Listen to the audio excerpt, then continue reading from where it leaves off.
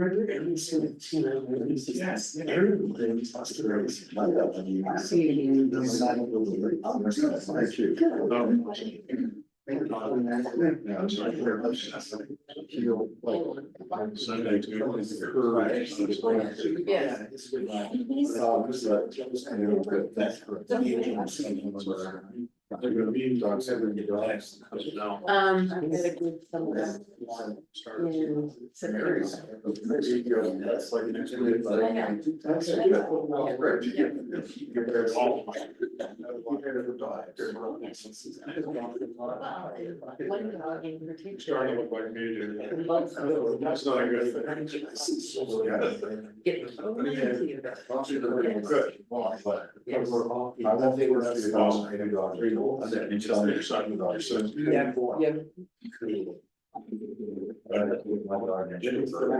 That's not a good thing.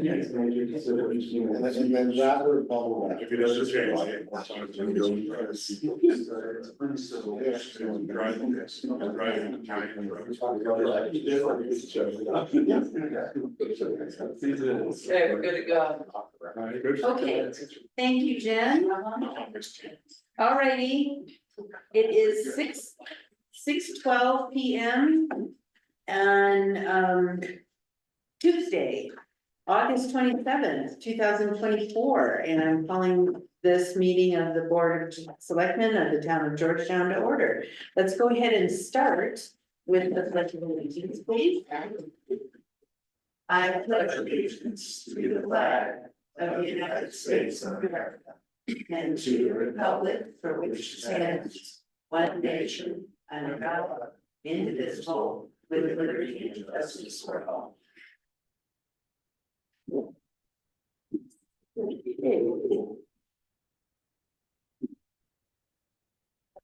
All right, we'll do roll call first.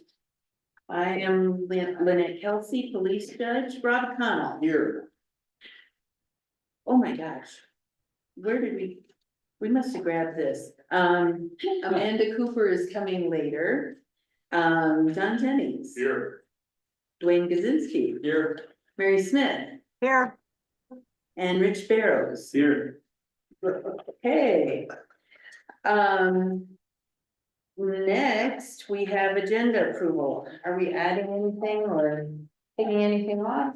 Anything? Just I have a revised contract. I'll make a motion to approve the agenda dated August 27th, 2024. Okay. Been moved and seconded to approve the agenda as presented. All in favor, say aye. Aye. Aye. Any opposed? Motion passes. Audience business. Members of the audience have 5 minutes to present any matter of interest not already on the agenda. Okay, we don't have any audience except for the John and Dan. Okay. Seeing none, we will move on. Okay, next we've got the payables. Those payables are dated August 9th through August 22nd, 2024. Any comments or questions on the payables?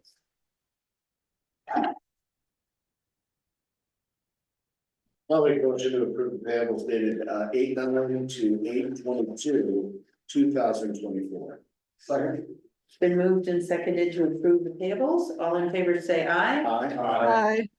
Any opposed? Motion passes. So next we've got some minutes. We've got 3 sets. So first we'll do the minutes of our last regular meeting, which was on August 13th, 2024. I already gave Jen a correction. This is on page 3, middle of the page, item number 4. The first paragraph in that section to change the last sentence, it probably should read 15 to 20 yards away from the dam and attached to the shore, attached shore to shore. Anybody else have anything? Okay, I'll make a motion to approve the regularly scheduled meeting minutes of August 13th, 2024 as amended. I'll second. okay, we moved and seconded to approve the minutes of our August 13th meeting as corrected. All in favor, say aye. Aye. Any opposed? Motion passes. Next, we've got minutes of our special meeting on August 16th, 2024. Any corrections or additions to that? Mary wanted me to add in that Mark Collins was part of KRW Associates. Mhm. And then you had wanted me to add the 4 finalist candidates for president for the interviews. in the Right. Same period. Just mentioned as that specifically, not mentioning names. Yeah.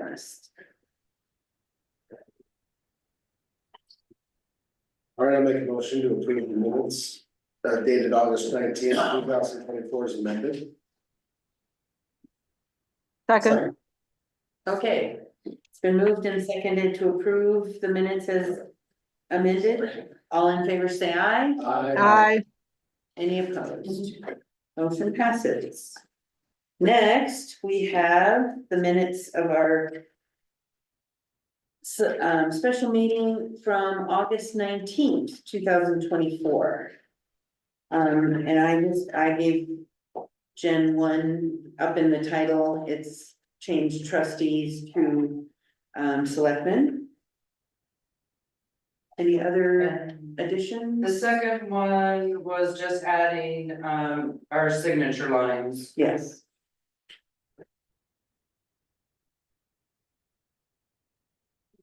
Okay.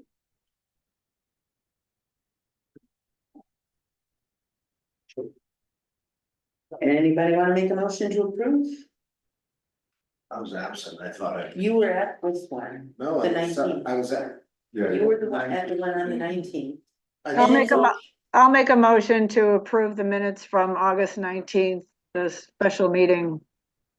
Okay, second. okay, don't worry, I got mixed up. don't worry.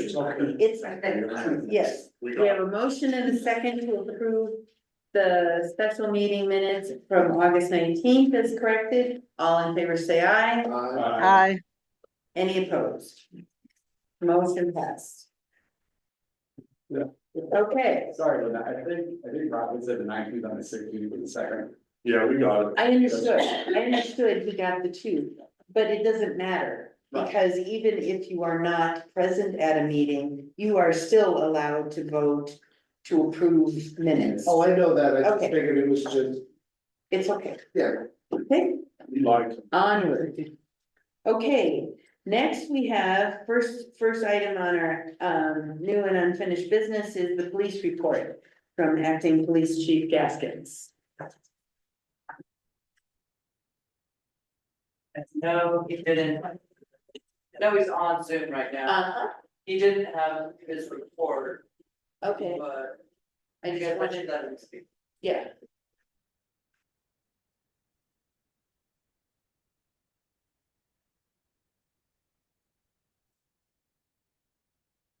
Are you there, John? Maybe he's not.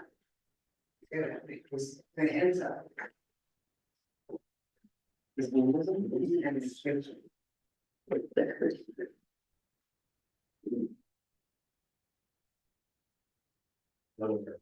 Okay, I'm fine with that, we could do it. I can't work my mute, okay, something's wrong. Okay. We can come back to you, John, if that works.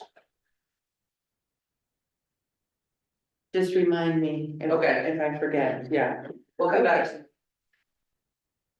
Okay, due to technical difficulties. Okay, we move on to Cindy Neely, proposed National Register District. Yeah. Me. I did a medical, they really don't have. Yeah. Yes. You need to hold it. No, okay. I think, as you all know, we are a National Historic Landmark District. So the question becomes, why are we talking about a National Register District? And this is technical preservation stuff, so I've got to sort of ask you to just bear with it, because if you think it makes not a great deal of sense to you, I shall tell you how less it makes of sense to me, but this is where we are. National landmark districts, and this is our landmark district, right? This whole thing, it's the dotted lines there. This isn't part of us. This isn't part of us, but it's this, it's all of Silver Plume, it's all of Georgetown, it's the mountainsides that surround us. That's the National Historic. This is the National Historic Landmark District. Right. That's it. And the landmark districts are run through the National Park Service. Which I will tell you this, in you'd think Philadelphia would have a ton of them. In Philadelphia, it's only a block or two. Yes, This is like. this what, is how one many of the square largest one, if not the largest Yeah. one in the country. And we're sort of proud of it, and it is what has allowed us to protect our mountainsides. It became a landmark district because of the mining, the 19th century mining. So the argument was you couldn't just do the towns because that's not where the mines are. Okay, a landmark district has a date significance. And when the man came to fix our boundaries, he established our date of significance. And he said it was from 1859 to 1893, circa 1893. And that's because he was a surveyor and not a historian. And, the Civil Crash was in 1893. So you got circa 1893. Now, typically circa means you got a little leeway, right? Typically a circa means 10 years of leeway. Well, the National Park Service has said, because of legal issues in other places in the country, that no, the dates are absolute. Between 1859 and 1893, structures and sites that relate to or were started in that period are contributing to the National Landmark District. Okay, well, our buildings for the mining period did not cease in 1893. There are a couple of really significant ones. One of the really significant ones is across the street there. That station, the powerhouse, was built in 1900. It wasn't built in, so it was built and expanded. Another really significant one is the Silver Plume School, which was built in 1894. I can name, there are about 25 things out there. So people did surveys all over the place. And in 2014, we got together and said, all right, we're going to pick up all the surveys, Silver Plume surveys, Georgetown surveys, mountain surveys, and we're going to do a comprehensive survey. And at that time, yes, my name's on the front of this, and not surprisingly, Christine Bradley's is also. But we met extensively with the State Historic Preservation Office and the National Park Service. And we discussed the issue that this was the wrong date, but if it was circa, we were all right with it, we would be, but they said, be on the safe side. So what they said is, do your surveys and do your surveys for the structures up to through 93. And then you can continue to call contributing structures between 1894 and 1907. And so, as far as the town's concerned, the maps and as Silver Plume is concerned, the maps all show contributing structures up to 1907. And the state reviewed our forms, they accepted our forms, and they said they were wonderful, and the National Park Service said, you know, you don't really want to open the Pandora's box and talk about changing the dates for the landmark district. If you open that box, then they're liable to say you have boundaries are too big. And we like our boundaries, so we're not nudging them on that. Well, then along comes Excel and the discussion with Excel about the future of the powerhouse. And the National Park Service and the Chapeau and your town representatives are all negotiating because the Excel is permitted by a federal agency. It has to abide by the rules for a national landmark.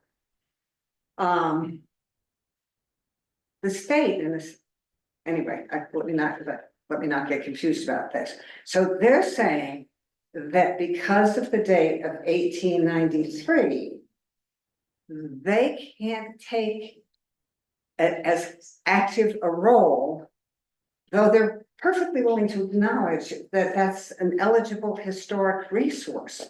They can't take as active as a role in this, even though they encouraged us to do this two-phase kind of thing. And what they're saying is that what we really should do is take those things that we found in the period from 94 to 1907, and we should create a registered district around that, which sounds silly. We're about to apply for a national registered district inside a National Historic Landmark District. Has that ever been done before? Well, I don't know, because I think other people might go back, but to go back and reopen the whole case of the landmark, ours is a very old landmark. We're in 1966 landmark. These days, to become a landmark, what they would do is say, you gotta start the whole process all over. To become a landmark, you know, we would never get what we've got. So if their solution to us is that we need to establish a national registered district inside our landmark district, then we're gonna take a deep breath and say, where's that nomination form? And so that's what we're up to. As far as the state is concerned and your local DRC with their contributing structures, they're fine with the fact that we've gone to 1907. So the people have, like the Silver Plume School has received state historic fund grants and received state tax credits. And it's just when you get to the federal agency level, but in order to deal with a FERC, in order to deal with a federal agency, you need a federal partner. And it just works better in negotiations. And I think that, and we negotiate more with federal agencies than you would think because of the licensing. The other thing is that the biggest threat to this community always has been essentially CDOT, and that's the FHWA. So we want to keep our federal relationships as strong as we can.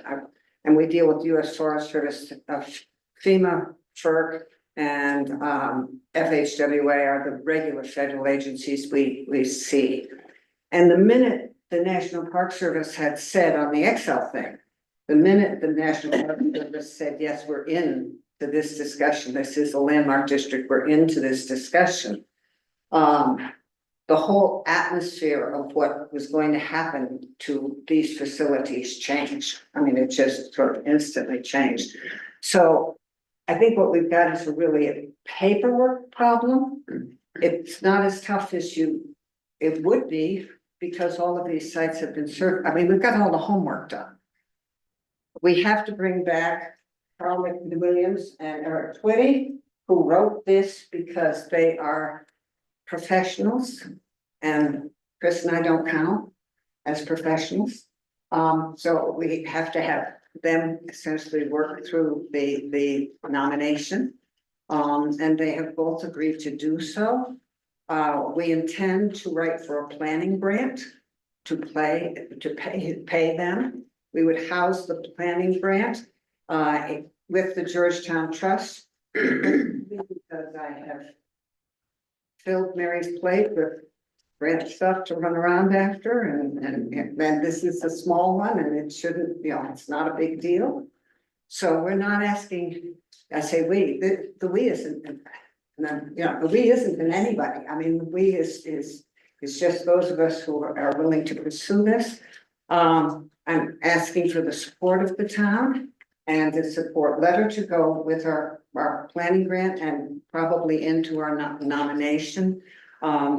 To create a national registered district, not a landmark district. And there is a distinct difference. There's even an agency difference at the federal level within this landmark district. The National Registered District will probably start at 11th Street, go to the south end of this town, that's piece A, and be north of the highway in the municipal boundaries of Silverton. It probably, I'm sure it will not all of this great land that the landmark district does include, but it will take care of some of the structures that really, major structures. We have a couple of beautiful houses on Rose Street, for instance. It's it takes care of some of the major structures. How about the old school? The old school was 74. So it's it's already in the landmark. And eventually we'll end up with a really colorful little map that says, these are the ones that are between this and this, and these are the ones that are between this and this. Gotcha. And the old school is in the first category. Most of them are in the first category, but you just have some significant stuff that isn't. And definitely in what we're trying to do on the Excel thing. So yes, that's my request, is that a town authorize your administrator or whoever to send, have the town's strong support of creating a national registered district for the period. Can I ask a question? In the letter, it says that and I don't have the letter in front of me, but that you were using a date of maybe up to the 1920s. That seems kind of arbitrary. So are we cutting it off at 1907 so that it's consistent?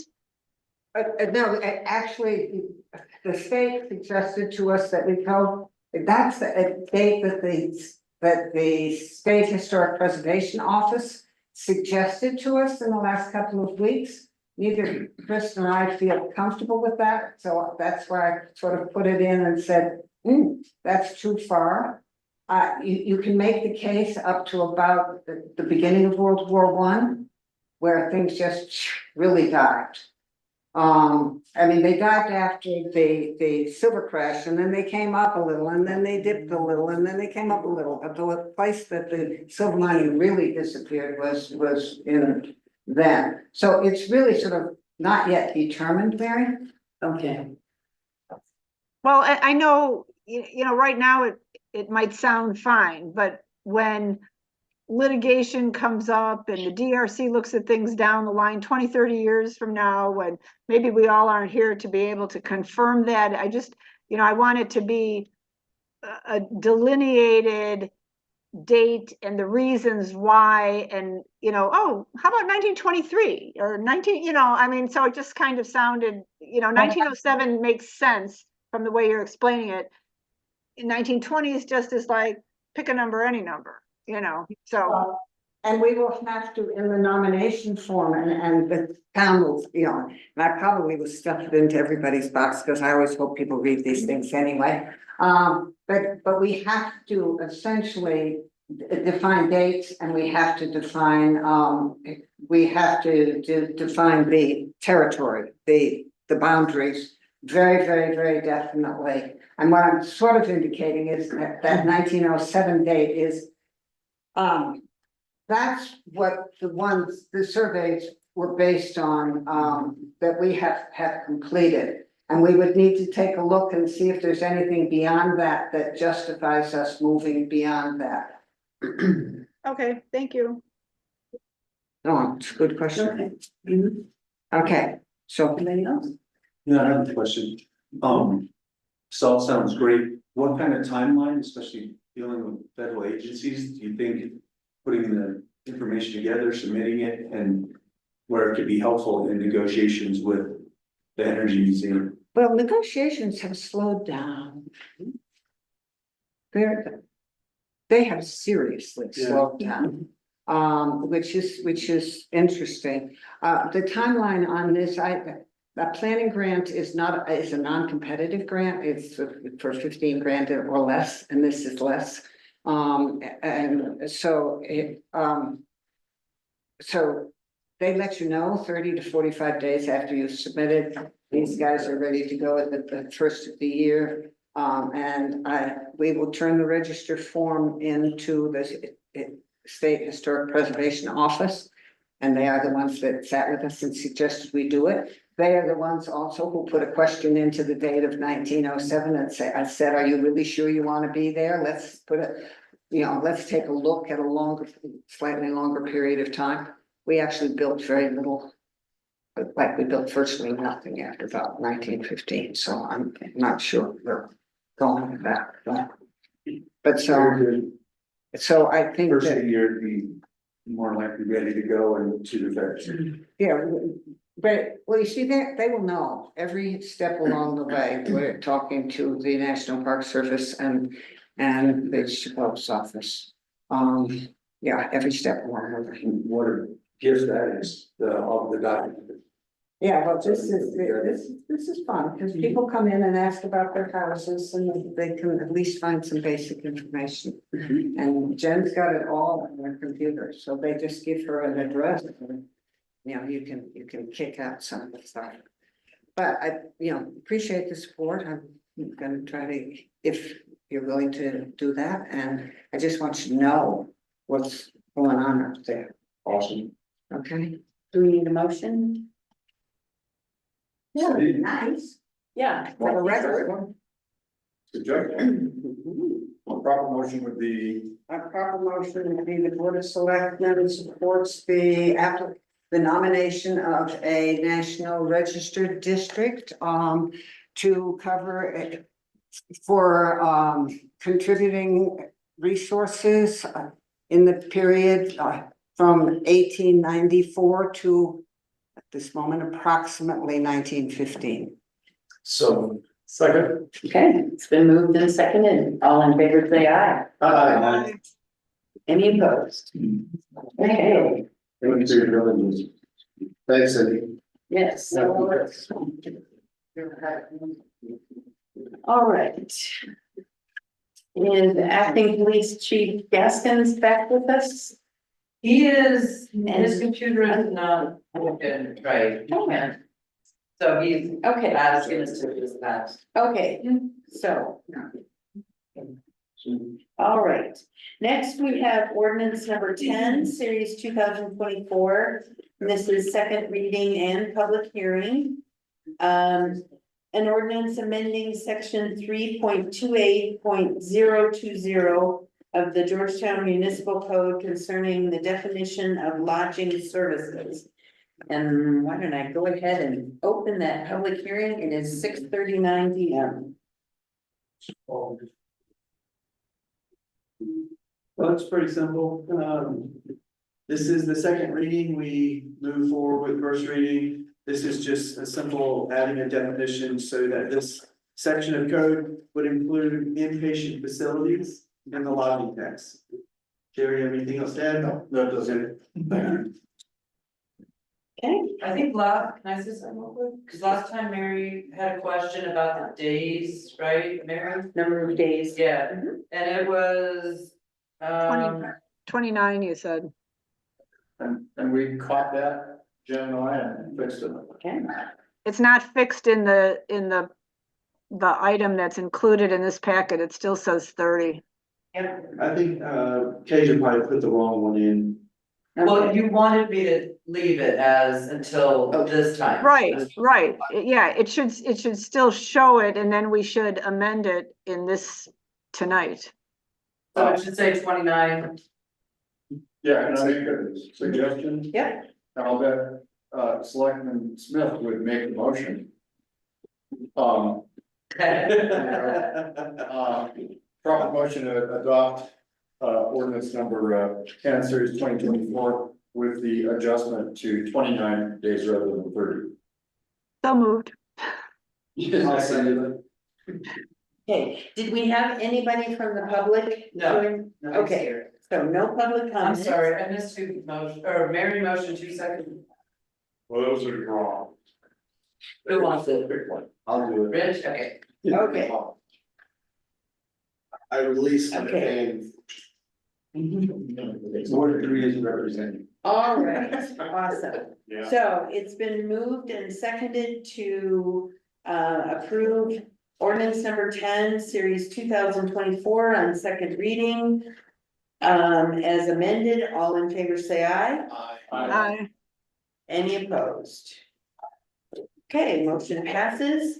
And I'm Quick question then.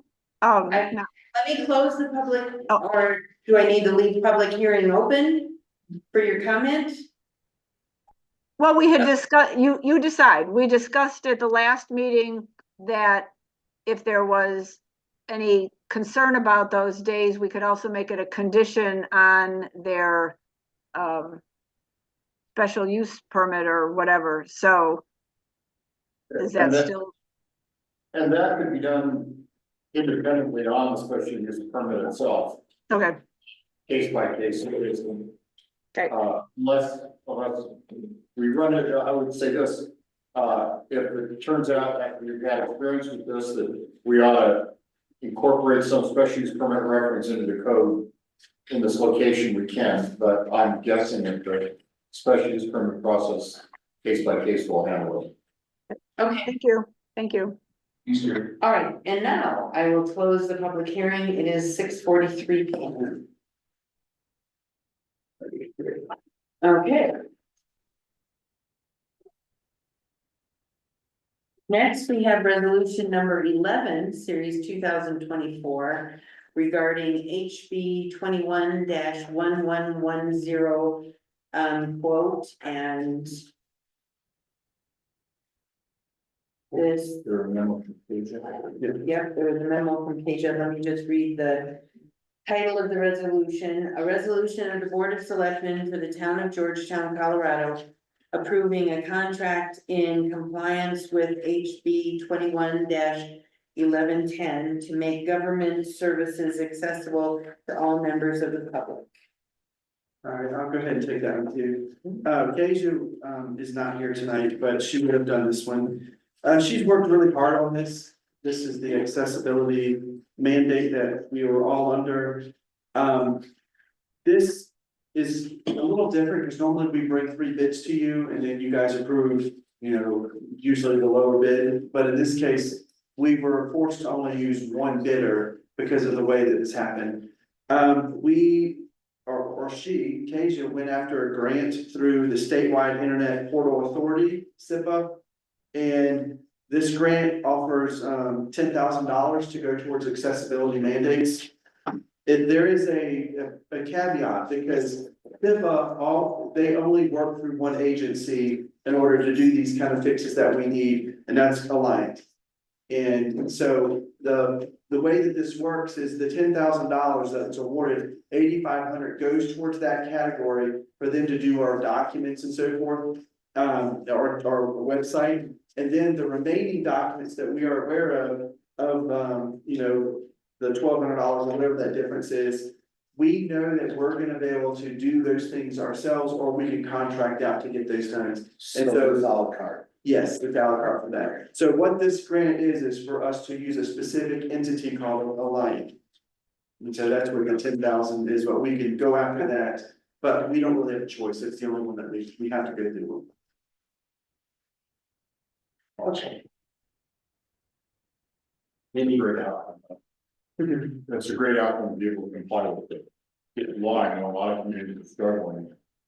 With the volume of material, they've got to digitize and make it accessible. And they have a grant that's just for town where it doesn't have much staff is really a truth. So I guess I was wondering if, when it comes time to do the motion, if we should be, I mean, the resolution refers to, the quote and contract, but then it also adds in section 1, it adds in that additional document, conversion for whatever we've got left, but it doesn't really specify the amount. And I'm just wondering if we should limit it to the amount, not to exceed the amount of the grant. That's what I was thinking. Okay,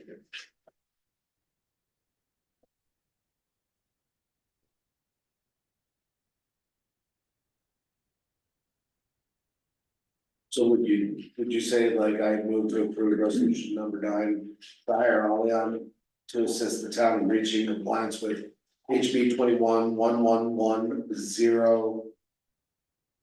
Except for it's actually resolution number 11, she had it wrong. But okay, and were you? You were Sure. about to- What I was gonna say was, with the got it. added limited, Limited to the amount. Limited Not amount. to the amount of grant. not this evening only. Yeah, yeah, was that Great. Anybody got a second? second? Okay. It's been moved and seconded. All in favor, say aye. Aye. And who seconded it? Rob. Wait a second. Okay. And just not to exceed the 8,500. Not to exceed the amount of the grant, because it's like two amounts. The amount of the grant. Okay, thank you. Yeah, yep. And there were no nay votes, so motion passed. Okay, next we have the employment contract with Daniel Trechter. And I did get the pronunciation of his name, so the CH is a K, it's Trechter. Mhm. Okay, and he is joining us by Zoom. Welcome. So before we start, I have a revised contract. And I want to pass that down so you have the latest and greatest. I'm actually going to, what the very in case it works. Okay. She wanted to hold it. Yeah, if you set your old ones aside, that'll be fine, and I'll collect them afterward. So. Jared, do you want to take this one? Okay. Why don't I describe the contract and you can describe the two minor changes? Okay, sounds good. Otherwise, the board and the public might think that there's some whole new agreement Yeah, here, and that's not the case, so. Members of the board, Mr. Director, thank you. Once we meet and speak in person, I'll imprint the pronunciation of your name, and then life will be good. Rick and I have spoken with Mr. Trechter, and he had provided a list of things that he wanted to see in the contract, and we went through those things. Some of them we were able to do, and some we weren't. And so there was a little bit back and forth, but as you might recall, at your last meeting, at your special meeting where you appointed Mr. Trechter as the chief of police, you also directed Rick and I to bring forward a contract associated with that contract. Let me make the main point that employees of the town, with the exception of myself, the judge, and the administrator, are at will. In fact, the administrator and I are really at will employees. You know, you can fire us anytime, and that's true of all town employees. We can at will community, and that is not changed by this contract. Because you can't change your personnel policies for individual employees, but what you can do for an important position like this is make certain additions to that and certain additional protections that wouldn't otherwise be available or perfectly appropriate for you to do there. So making some notes about what this contract does, and it's in a way sort of a shorter version of the kinds of contracts you see for the town administrator that this board has seen a number of times in the past. So it says that there's a term, there's a 6-month probationary period, And then the term is indefinite, as is true for all our employees, myself included. There's a section on duties for the police chief, and there's an exhibit A, which is the scope, the duties that were made available at the time, and the job description made available at the time, the applicants were brought to you. Obviously, a section on compensation, you see the compensation that's been negotiated, $103,000 a year. There's, within compensation, there's some specific things that were negotiated for, you're probably familiar with. The 6-month housing stipend is there. The relocation cost of $2,500 reimbursable basis only. The contract says, you know, you're an exempt employee, you're gonna have to work overtime. There is times that comes with the nature of the job. There's a short list of employee benefits. Most of these replicate obviously what the current employees have. There's at least one or two exceptions, and you go all the way down to pretty much letter number 6. The rest is standard for employees, but number 6 is an immediate allocation of 5 days of vacation time. But that's subject to reimbursement. Mr. Director leaves early. Under our system, our employees can use vacation time ahead, but then they've got to earn it back. And so that's really this system Mr. Director wanted to be able to start with 5 days.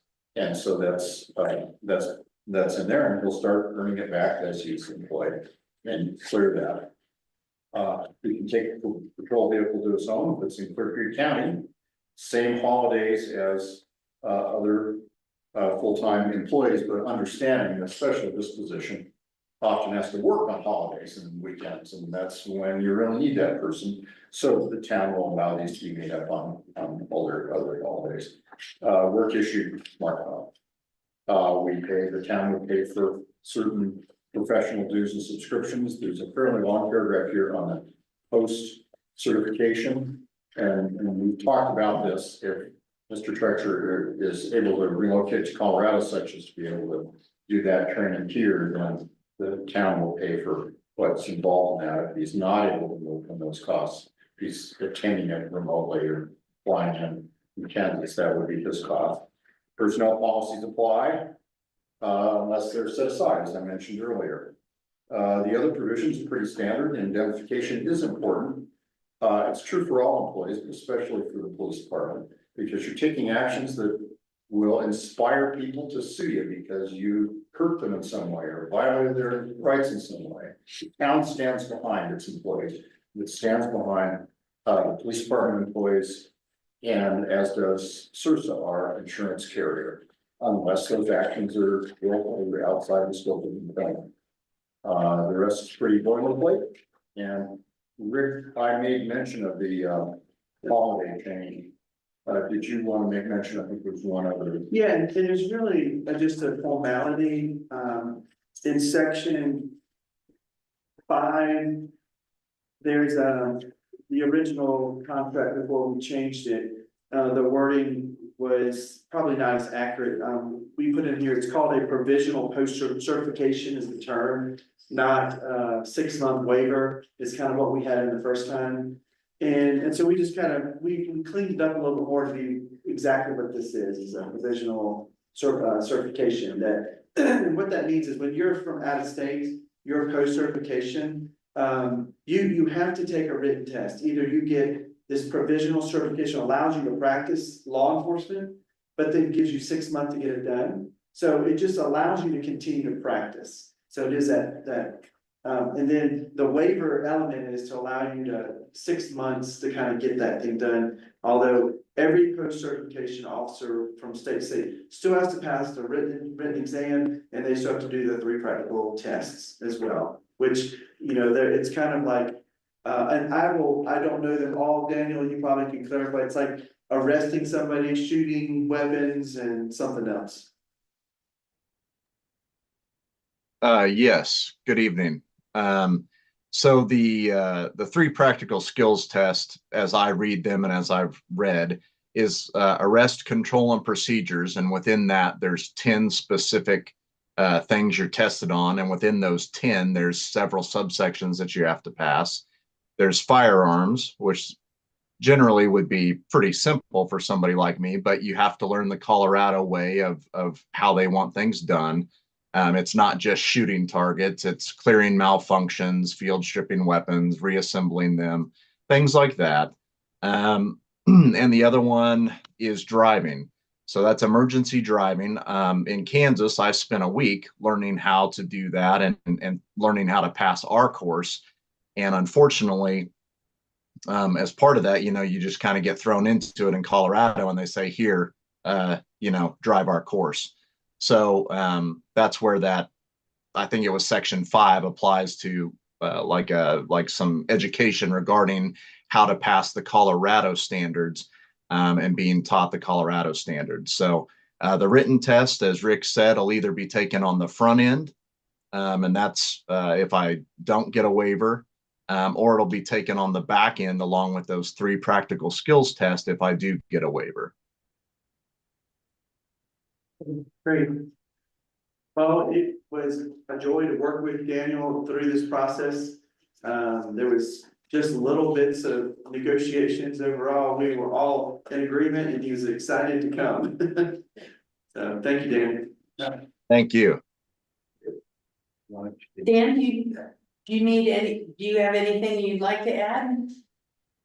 Well, assuming this gets signed, I'd like to thank everybody for their support and from what I understand, the unanimous support. If that's incorrect, I stand corrected.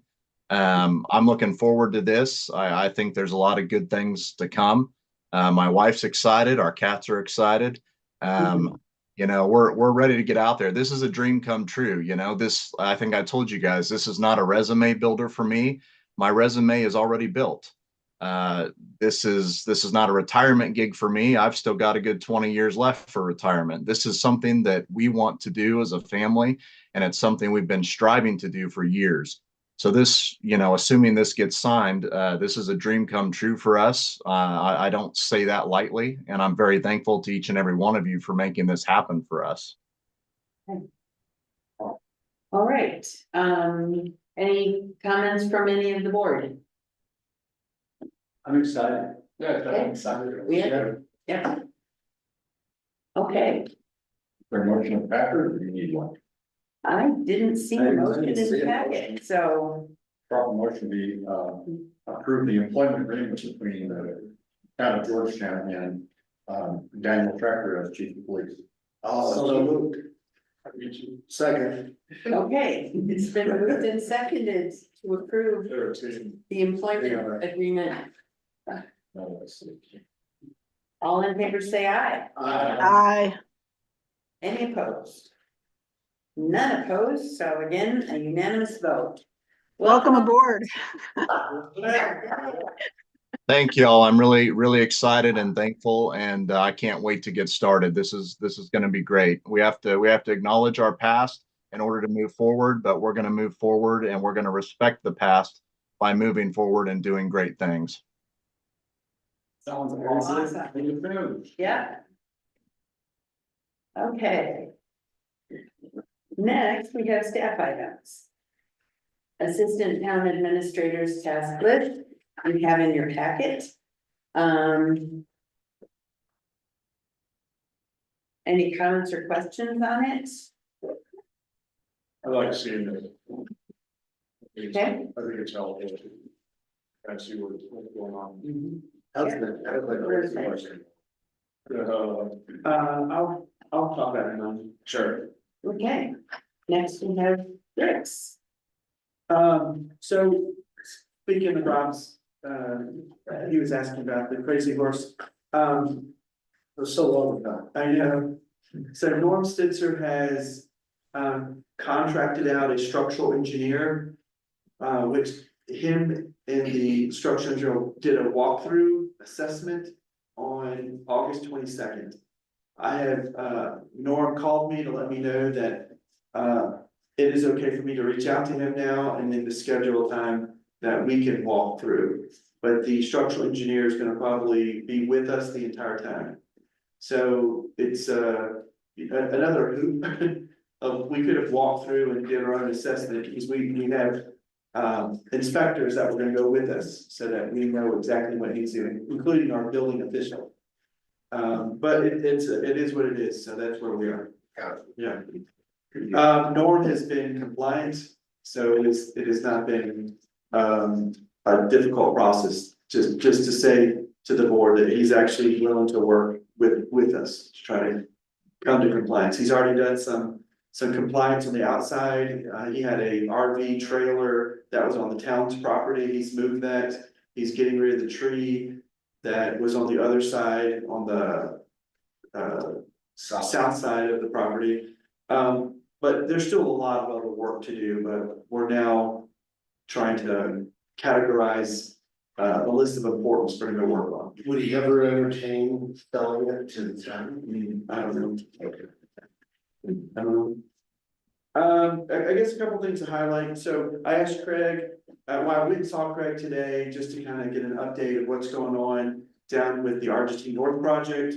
And I want to read you what he sent me, so I'll keep, so you guys would know firsthand. So he gave me 8 points.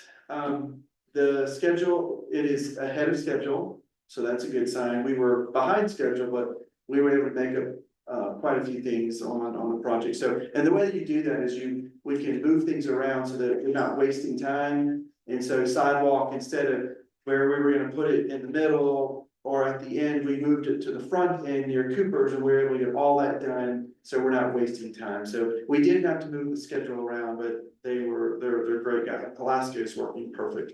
Traffic circle at 22nd Street in Argentine will be poured tomorrow and Monday.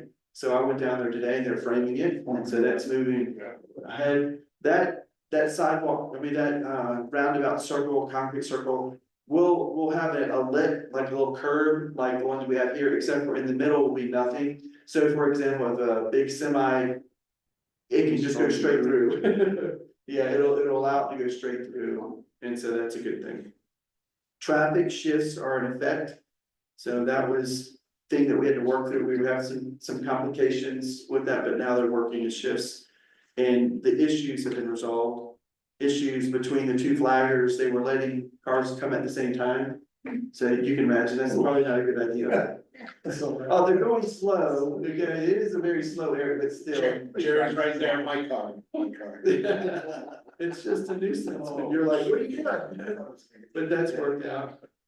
Trenching for street light wiring begins Tuesday. Regional bike trail is nearly graded and will be poured next Wednesday and Thursday. XL intends to cut over to the new underground feeder lines next week. Xfinity and Lumen are already cut over to the new underground facilities and have begun wrecking out their overhead lines. And number 8, last one, project is on budget. That's really the bottom line. That's what we want to know. Is it on budget? So appreciate Craig and all his work down there. He is also up to his eyeballs in paperwork that CDOT requires with a big project like this. So that's been good. A couple other things just to bring to your attention. You have a budget calendar, so as you're aware, I mean, Mayor, do you want to say anything about the budget calendar? I would like, since we are starting almost a month later, at least 3 weeks later, if the board has anything that they know will have to be included, more like large ticket items, you could email me and let me know, or let Rick know, so I can work them in to this draft budget. We are still waiting for our audit, which was supposed to be here June 30th. I did talk to her last Thursday or Friday, and they said that they were proofing it and I should have it this week. I plan on reaching out to them again tomorrow, because it's Wednesday already. But I did send out all the budget requests to departments and commissions last Friday. And with just preliminary numbers that we had, so hopefully we can get back on track. We're starting late. Yeah, That's what, why not? Let's say you decide to pay your board of selectmen, isn't that a tax write-off? Nice try. So you don't have- No, you don't. And then. Oh, I don't know if you want to formally approve that, we can put it in the next packet if you want to formally approve it, or just The calendar. look at the date, yeah, look at the dates. And see if they, I just did it after board meetings. For 2 meetings and then a third special one that will have to be decided if needed. Yeah. Yeah, it looks good to me. I have to commend Mary on this. I know this has been really hard. And she's been very patient. And I greatly appreciate all what she's been doing because we talk about it every day. I'm gonna donate my salary to Mary. So, okay. Oh my God. So do we wanna go ahead and make a motion to approve? Requirement. Not really? Okay, It's scheduled, it's scheduled. looks good to me. It looks good to me. We're gonna. act We'll on just this. go with it then. So I met with Scooter, Scooter and I have been just reminiscing, and he stopped today and said, there is so much going on in town right now. That I've never seen this, being so busy, and so he's just excited of just so many projects going on and the benefits that we're gonna see in the near future of dreams come true. And even Ryan and I discussed it like 2 years ago. He talked about longing for a shed to put his equipment in. And we were in there talking like, it's done, like he has an equipment shed, road bridge, same thing. I mean, Mary reminded me so many times that we have the framework to do this road bridge shop. And yet it's been sitting on the ground for a long time, and yet it's done. And it looks fantastic. Instead of putting it somewhere else, we made an addition to the side, and if you haven't seen it, you should go up there and look at it. It's really nice. It's like things like that, it's just these paving projects, Argentine North. Even the sidewalk, the crosswalks have been finished, we finally got that done. And the school was so grateful, they asked me to come out there and talk to them about it, and it's like we're all working in tandem together, and there's not much friction going on, but the town's been patient with the projects that are going on. So I just wanna thank the board of how exciting it is to see these priorities get met. These are dreams, and we're seeing it happen, so this is awesome. There's a request that I'm not bringing to you it's an idea, okay? And if you like the idea, then Jerry and I can be tasked to work on it, but, and I'm not really sure how to say this, except that in Major Anderson subdivision, it's townhomes, they approached me back in the winter that they have issues with contractors. When we have heavy snow that come in there, their contractors can't get into town.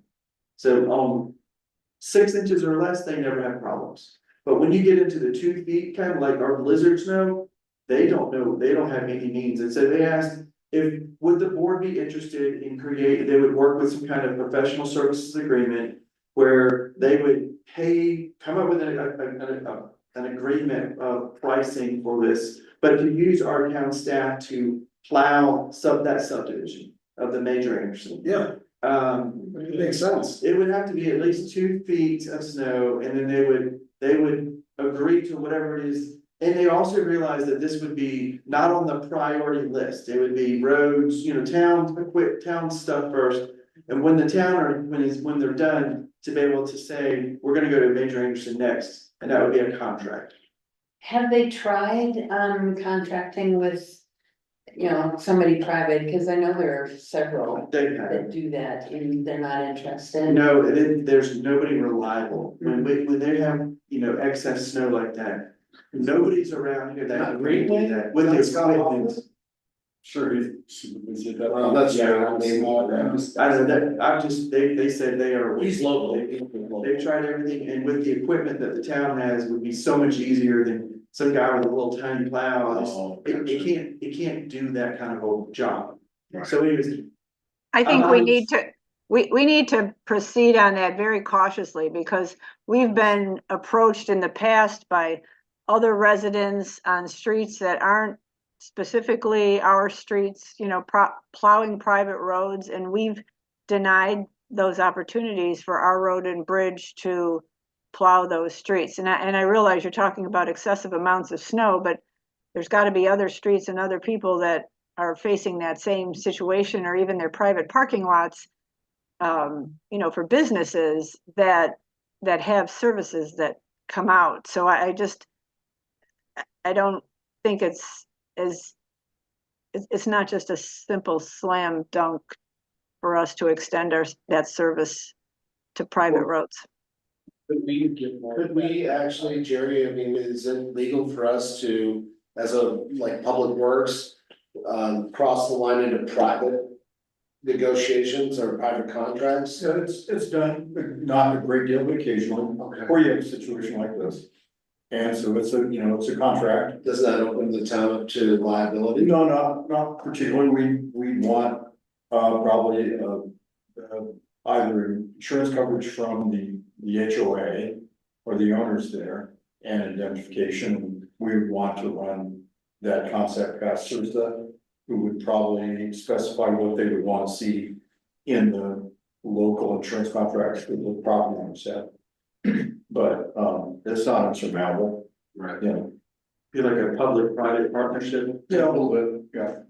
I think it would be. Then you'd be, you know, then you'd be tasked to administer any kind of, you know, a contract that like Major Anderson asked for, or Silver Queen, or maybe it's a business, you know, that. Yeah, I know, I've only been here 2.5 years, and this is the first time an entity like that has approached me for this. Right. And I'm sure there's been asked in the past for other things, but it's not a common request that I get. So, but I thought before I did anything, so why Jerry and I have been talked about this is, I bring it to you, if you want to direct staff to work on that, then great, if not, I understand. Well, I think if you. Once we open that door, we're gonna have more people that are gonna say, oh, great, then I can just contract with the town of Georgetown. And is that the business we want to get in? And Rick, I'm sorry, but if you're talking Major Anderson, you're gonna have to recuse yourself from that negotiation because you live there. Gotcha. Yeah. And that Yeah. that is not a feel-good situation to me. And I can appreciate the need, but again, we've had residents up on, I don't know, tell me what street Lois Kruger and Marv live on, it's not, Yeah. you know, there are other roads that we've had situations like that. I don't think we're in the plow business other than for the town. Well, the biggest problem is too, Rick, I mean, if you get more than 2 foot of snow.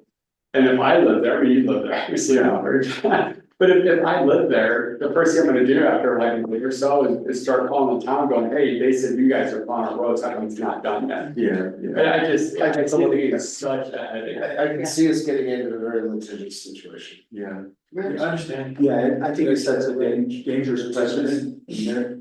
And, there were issues in 2003 when we had 4 foot of snow. Oh, yeah. With who was moving stuff and Yeah. who was paying them. And it was hundreds of thousands of dollars that were in question. And I think we need to stay away from that. Gotcha. Yeah. Well, I appreciate the feedback. Yeah. And I guess the last thing, is just, the license plate reader, there's some data showing just the highs and lows. It is consistently on the weekends, we are getting over 10,000 people in Georgetown. So that's and we're gonna probably see more as the leaf peak season's coming, so. Well, and keep in mind, those aren't all, I mean, I head down to Cabin Creek Brewery, so it's counting my Year car. to year. Yes, Yeah. so, It counts- it's not all visitors, Yes. but Yeah. it's valuable data. It is. Yeah. It is. And does anyone else have any questions? I did wanna, I don't, for some reason, I did not throw it into my calendar yet, and I will try and put the word out, but I attended the last quarterly meeting of the community partnership panel that Freeport Macaran puts on. And they are organizing a cleanup day for down at our Georgetown Lake. It's in September, I just don't have the date jotted down, 18th. Yes, I did tell you, good, okay. So, keep that in mind, I just wanted to throw that in under the parks section, What time, no, you don't know. I don't Sorry, know, I'm we'll get I details. just said that. We'll get details. I apologize. Yeah.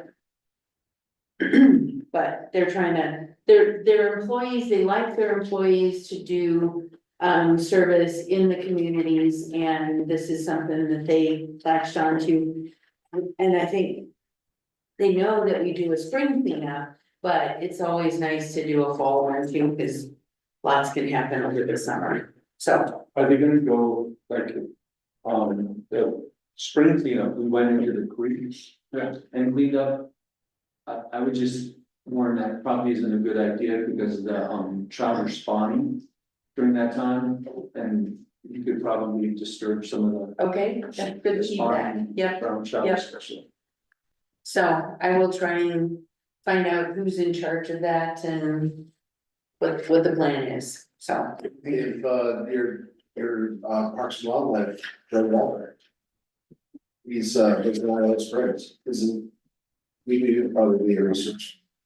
If they needed backup information on that, I mean, I can't imagine somebody being so goal focused that they'd say, don't care what the fauna need or, yeah, Right. so, I mean, this, they're very ufologically minded, so. But That's right. that's a good Typically, resource, some yes, of it needs- yeah. needs- Okay. All right, any other matters from board members? Okay, I'll make a motion to adjourn. Second. okay. No. Wayne beat you, Mary. Okay. That's okay, that's okay. Yeah, I'm way it is. ahead of you. I'm an hour ahead of you, you know? It's been moved and seconded to adjourn. It is, I did that. 7. Can't read it. Okay, 7:18, nice and big one. So 7:18 PM, all in favor say aye. Bye. Any opposed? All right, motion passes, we are adjourned. Thank you all very much. Hey, Mary. Me, Mary? Yeah, you. Yeah. Did you hear, was the audio good for the meeting? Oh, yeah, no, it was great. Okay, cause we got a new speaker, so I just wanted to get your feedback. Cool. Yeah, Thanks. when everybody was there at first, right before the work session and talking, I couldn't separate conversations, but once the meeting started, it was great. Okay, thanks. Yeah, absolutely.